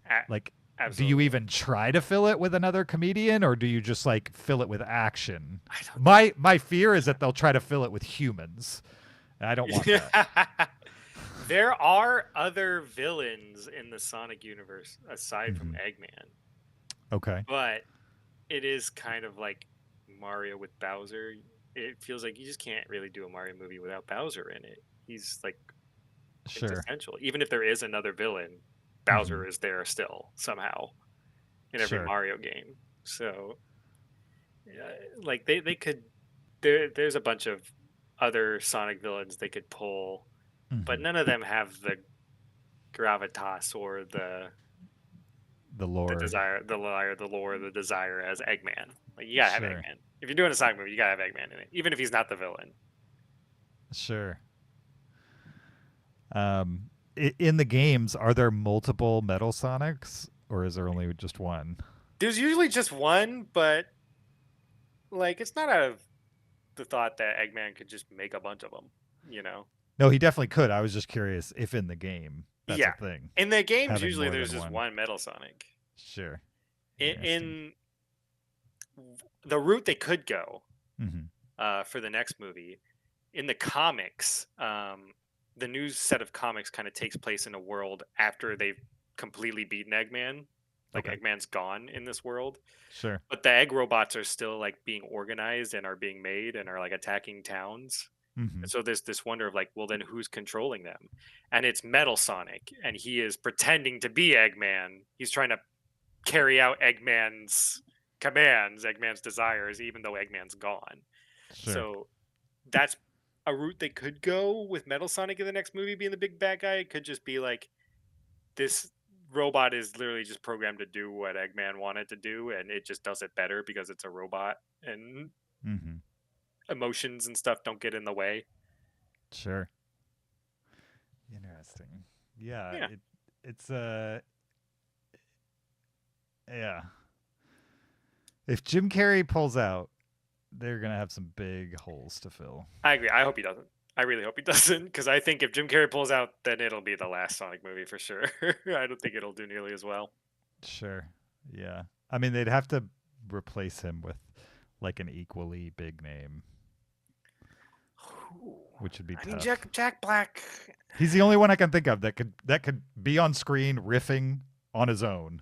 Yeah, and people would laugh at it. You know what I feel mean? the same way, but also you said earlier, like he's just in everything now. Right. Video game. I feel like I kind of don't want him here.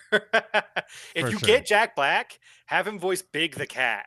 Big the Cat, this big fat cat character. All he does is he has a little pet frog named Froggy, and he just goes around trying to catch him, trying to fish him, trying to find Froggy everywhere. He sounds really slow and dumb and Sure. dim-witted, but he always catches Froggy. Make that Jack Black. Sure. I could see it. I mean, there's a lot of comedians that could probably do it. It's just he's the only one that has like name recognition. Yeah, absolutely.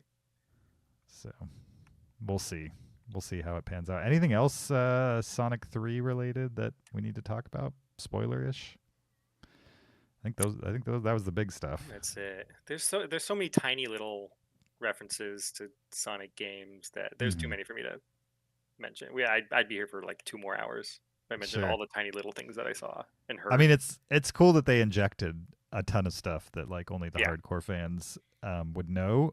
And also that they did that without it distracting somebody who like hasn't played a Sonic game seriously since Sonic Adventure 1. Exactly. You know what I mean? Exactly. So, cool. All right, that's it for this episode. We'll see you guys next time. Until then, goodbye. Bye-bye. This is spoilers for Flow. So just a reminder, if you don't want Flow spoiled for you, don't listen to this. Come back to it. If you have seen Flow or you don't care about spoilers, listen on. Okay. Now that the people who don't want to know anything have left. Right. Which, by the way, don't watch this movie not knowing anything. Please do that. Please. Right. You're Yeah. doing a big service even learning anything about this movie before you see it. For sure. Definitely. If you skipped ahead, stop. Stop now.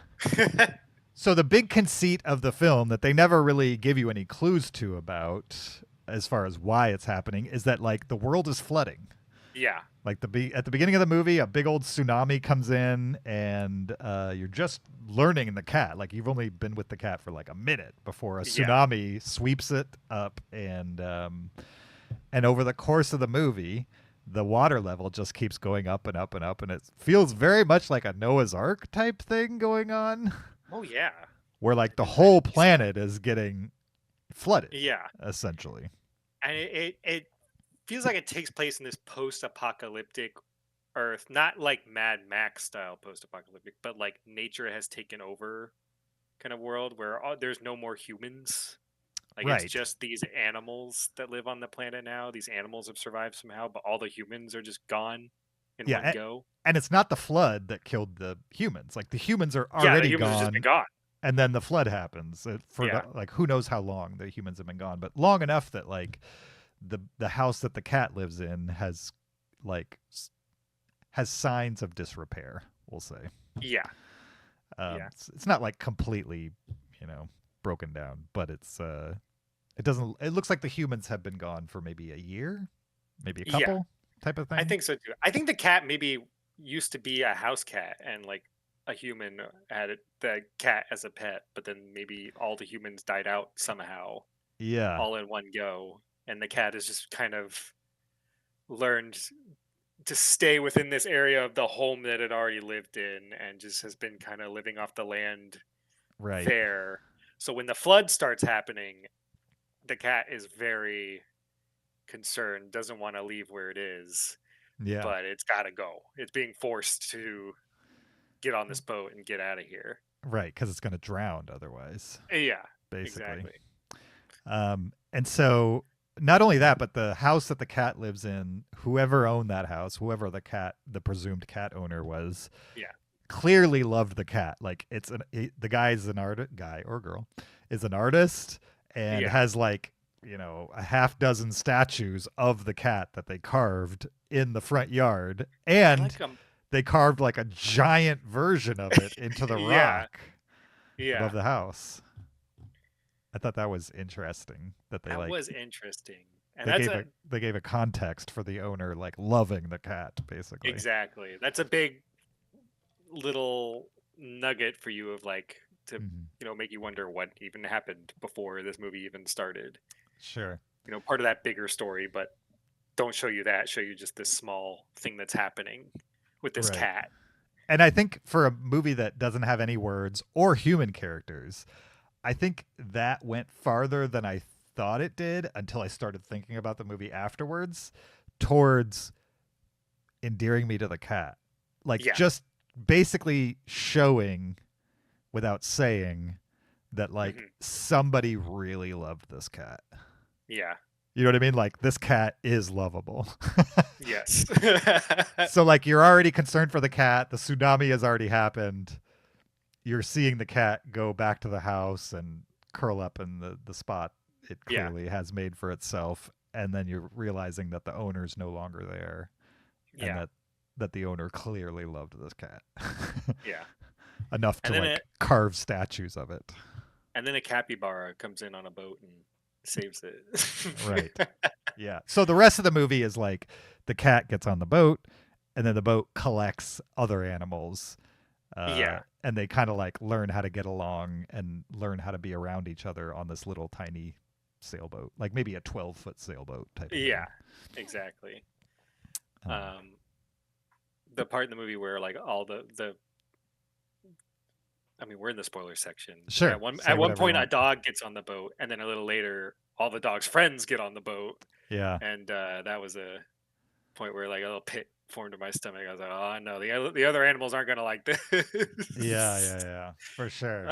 Um, I thought they nailed the idea of like dogs having different personalities. oh yeah, Like all the animals. all the other animals, well, the birds, you had multiple personalities, but like the lemur, the capybara, I guess those are the only two, and then the cat, they didn't have like other animals of the same. Well, I guess they had multiple lemurs, but not in the group, yeah, just exactly. occasionally type of thing. The animals, the personality you think that animal would have Mhm. has that personality. The dogs are Right. super friendly, are annoying the hell out of all the other animals. The capybara is super laid back, kind of lazy. Sure. The lemur is like collecting things and is the most humanistic, I guess, question mark, of the animals. Yeah, which makes sense. I mean, they're like of the, primate. Yeah, exactly. they're the most the human-like, lemur is so. making way more faces compared to other animals. Mhm. Yeah. With the cat, it's all about like the skittishness and the eyes. Like I Yeah. was just like transfixed with the eyes and There were- like the jerky reactions to things, and I was like, that is so exactly how cats Yeah, operate. absolutely. There's parts in the movie where it feels like the cat's eyes are glowing. Mhm. Like I'm really fixated on the cat's eyes, and that's really how they show the most emotion with it. Sure. I think the lighting in the movie was really good, and that lends towards Absolutely. that. Yeah. So there's two specific moments that that I definitely wanted to talk about that we referenced in the main review, but there's a Yeah. third that I was reminded of. So there's Okay. two harrowing moments that I think I'm nervous about recommending this to my friends with children Yeah. because of these two moments. One is when the cat literally drowns Yeah. and then a whale saves it. And there's not a whole lot of time between the cat drowning and the whale saving it, but there's enough that like it disturbed me. Yeah. Me not knowing that the whole movie is about the cat, Right. it made me think like, For oh, a it's split second, you're dead. like, they're Like, actually the going to kill the cat's- They're cat? actually going to kill the cat, and we're just Right. going to go to another animal or something. What is this movie about? And then the cat gets saved. But Right. that was the first time in the movie where, maybe not the first time, but there's a Sure. couple times beforehand. But that was the first time where I was like, oh gosh, like there's The movie's actually going to go there. movies. Yeah, there's stakes to this. The Right. cat can get hurt. I don't want the cat to get hurt. It's also one of the first times where you're like, okay, so the whale saved it. You know what I mean? But as Yeah. realistic as the rest of the movie is, it's one of the first times where you're like, okay, this movie's going to do a couple things that are like a little, Yeah, not absolutely. realistic. You and gotta it's going to be suspend. okay. You gotta suspend your disbelief. Oh, just a tiny bit. Watch the Sure. movie. There's like 3 or 4 times in this movie where you're like, a real animal wouldn't do that, but whatever. Sure. Or that the timing of that is impeccable, but whatever.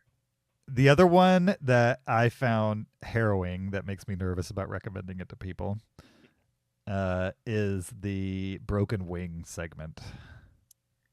Yeah, I could see why. Just because it's like, it's nature. You know what I mean? Like, it's not an extreme Yeah. thing, I don't think.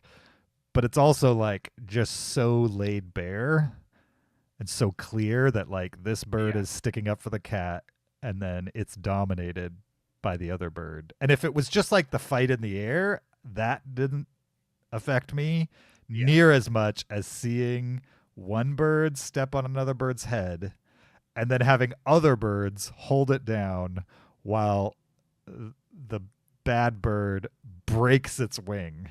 Yeah. I was just Sure. like, All leave, fly away, and this bird is trying to follow all of his friends, and he can't because his wing is broken. right. Yeah. I doubt It's- you've seen the movie American History X, right? No. Okay. In American History X, it's a movie about Nazis. And at some point, one of the Nazis takes a guy and like puts his head on the curb and then stomps on it, which kills the guy. Gosh. It's Yeah. really, it's off camera, so you don't actually see it, but it's very affecting because it's like disturbing. I got the same feelings when they broke that bird's arm or when they broke that bird's wing. Like I was very attached to the fact that this bird was sticking up for the cat, and then they clipped it basically. Yeah. It was brutal for me. I like if you had like a sensitive child, I'm afraid that would like ruin them. Yeah. I agree with that. I Yeah. think that's more intense than the cat drowning bit. Probably. Just because it's like bird on bird violence. Yeah. And you've had even more time with the cat, and like this bird is like the one good bird for some reason. Yeah. Yeah. Can I guess your third part? Yeah, sure. Is it when the cat and the bird are on top of like that monument or whatever? Yeah, and the bird goes up to heaven. That bird goes up to heaven. Yeah, exactly. I thought the cat was going to heaven. I thought they both died. That whole segment, like the movie, with a few small exceptions, like we've talked about, essentially depicts the world and these animals as it's not realistic looking, but like the logistics of the movie, they present it as realistic. Yeah. And then at some point, the bird and the cat are at the top of this monument, and like the clouds are very fantasy, like not real world, and swirling. And I think we're to believe that the bird goes to heaven, but the bird wasn't like hurt enough to go to heaven. So it might just be that it flies away, but they're trying to give you the vibe like he's losing his friend or something. His protector? I don't know. Yeah. I think because we're introduced to this bird, it's trying to help the cat. Mm-hmm. And the other birds aren't accepting of that. And then when the bird's wing gets clipped, essentially, the bird becomes like really determined, I felt. All of a sudden, it's on the boat. It's steering the boat. It learns how to steer, like move the rudder on the back. Its leg is always on the rudder, and it's steering the boat. It's not playing with the dog. It's not trying to do anything. It's just trying to help the cat and by proxy the other animals get to where they're trying to go, like survive. Sure. It feels like the bird is like, that is now its purpose. If it can't be with its friends, then that's its purpose. That's what it's doing. Yeah. And when it dies, I'm assuming that's what the scene is trying to convey. When it dies, that's kind of a moment of like the cat realizing, hey, this bird was my friend, and now it's gone. Now it's I'm gone. alone again. Exactly. And that's when it's like, I need to get back on the boat. I need to get back to the other animals. Because then you see it running down the monument. It sees the boat out in the distance. It's calling out to the boat again. It just really, I think it became no longer about the cat just wants to survive. It became the cat wants to see its friends again. Oh, okay. The cat doesn't want to be alone anymore. No, that makes sense. Especially at the beginning of the movie, like he clearly doesn't know other animals, isn't interested in knowing other animals. It's a loner. He's annoyed by all the other animals. Yeah. But then after that scene at the monument, I don't think the cat is ever really annoyed by the other animals. I think he just wants to get back to them. Yeah, exactly. Yeah. That's true. I wonder, it's an interesting decision to like have that moment in the movie, just because I don't see any other way to interpret it, because like the bird can't fly. Literally, it literally floats up into a blinding light in the sky. Right. Yeah. Like, why is it flying away other than to be symbolic of like exactly. all those things? The rest of the movie is so like grounded that during that scene with something kind of fantastical, quotes, happening, I think that was a very important part of the film. I guess they're trying to say something poignant there. They're trying to make that part of the film like the memorable part. Mm-hmm. Yeah. Then right after that, the cat's trying to get back to the boat. It's having a hard time doing it for sure. And then an earthquake happens, I believe, and a fault line opens, and that causes some of the water to drain. Yeah. Down into the crack. And so very rapidly, the area of the Earth that they're on is just all of a sudden all the water is draining. Right. And The visuals of like the trees coming out of the water with like all the water coming off the leaves, I was like, that is so super cool. Super cool. Yeah, I've never seen that visualized ever. Yeah. And so I was really impressed with that. And then the other big spoiler is, I mean, the whale dies, right? We have to assume the whale's gonna die because the water drains, The water's and now gone. now the whale's stuck on land, and the cat Exactly. kind of goes over to it and Tries to rubs console it. Right. Yeah, exactly. But I was kind of bummed when like the movie ends like a few seconds after that with kind of the animals get together and look at the reflection of the water. Yeah. In front of the whale in the background dying. And it was like, I know it's not that movie, but I want them to like create a gadget to like get the whale back in the water, you know what I mean, and save him. But clearly they're not going to do that. Yeah, exactly. It's just going to die. I don't know. It's an interesting choice. I really liked. I mean, I don't like the whale dying. I don't like that. Sure. But I think I'm supposed to not like that. You know? Right. You know? Yeah. But I do really like them all next to each other, looking in the puddle and the reflection themselves. Because there's a couple times in the movie where the cat is looking in like the water, and you see the cat's reflection, and it's just the cat looking back. And at the end, it's all of them together looking back. They're this kind of found family. There's even a part where the cat finds the lemur again, but the lemur is with a bunch of other lemurs. Sure. And it feels like the lemur is just kind of like, all right, I'm leaving all these other lemurs. This is my family. These are my people. And the dogs did that too. Like I thought it was cool that they made Yeah. the Labrador kind of like the loyal dog, and then the other dogs Yeah. were like most happy-go-lucky dogs. You know what I mean? They're just looking to chase something. They don't think about their friends too much. They're trying to save one of the other animals, and a rabbit runs by, and all the other dogs just run after the rabbit. Right. They just abandon what's happening, but the golden retriever stays Yeah. with them the longest. He's been on the boat. Yeah. And, yeah, I think I'm catching on to the themes. Yeah. Right. It was good. And there were moments where I swear I was like, give me a controller right now. I just want to explore Quick time this event. world. Yeah. I just want to explore this world with the cat. You know what I mean? I want to jump Yes. around. I want to explore the Yes. world. Let's Tomb Raider this. You know what I mean? Yeah, exactly. When they're going through that like city, the like ancient city, flowing through like the canals of the ancient city and stuff. Oh my gosh, I want to do that. That's what a cool Uncharted location. It looked very cool, for sure, and like something that would be fun to explore. Yeah. Yeah. If you made this into a video game, you could like where you could control any of the animals, just kind of change which animal you're controlling at any time, and just kind of explore. Give the capybara like its own unique characteristics that make it advantageous at certain moments, and the cat advantageous at certain moments, type of thing. There's a platformer game called Mechazoo where you're controlling this robot that can turn into different animals.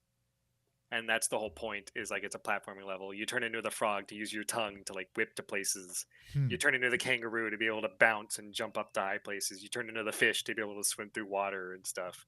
Sure. That'd be cool. Make an open world like that. Nice.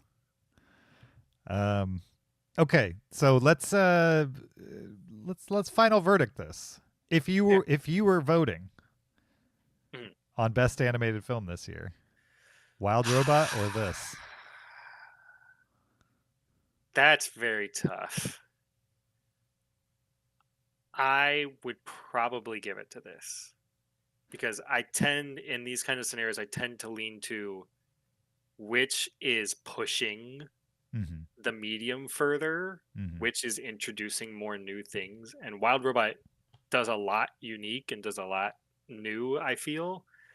But this movie is just on a different level in that regard, in my opinion. Yeah, I agree. Like Wild Robot is a familiar formula that happens to do certain things very well.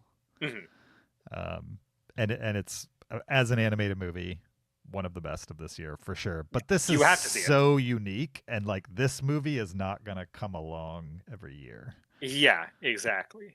Type of thing. I mean, we might not get another version of this movie, essentially. And I would agree. I have another recommendation for you. This one's not a requirement, but if you want to watch another thing that has no dialogue, but is an animated movie, have you seen Robot Dreams? No. You should watch No, Robot I haven't. Dreams. I've heard of it. But The only heard animation the is name. like far closer to like Cartoon Network shows, but it's about a robot and a dog. And the dog gets the robot, and then they become best friends, and then something happens where they're separated. I think I've.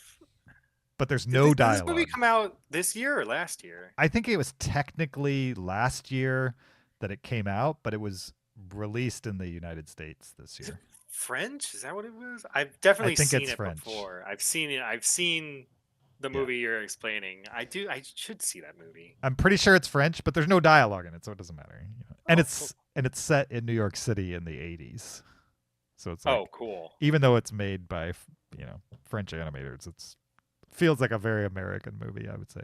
Not in the style, but the dog lives in New York, so there's lots of New York stuff in it. But I like Flow better for sure from like a narrative perspective and presentation and all those things. But I think there's a lot of merit to Robot Dreams for sure. Yeah. And it's also one that's interesting. It looks nothing like your average theatrically released animated movie. Yeah. And also no dialogue, no context for like why a dog is in New York City buying a robot. You know what I mean? Like, Anyway, all right. This was Spoiler Chat for Flow. Thanks for watching it for me, Zach, and Of course. having a discussion Thank you for showing on it it. to me. That's Absolutely. And that's it for this episode. We'll see you guys next time. Goodbye. Bye-bye. Nice. That was perfect. That was fun. Awesome. Thank you for having me on. Stopping fun. recording. No, this is great. I love doing these. Sure.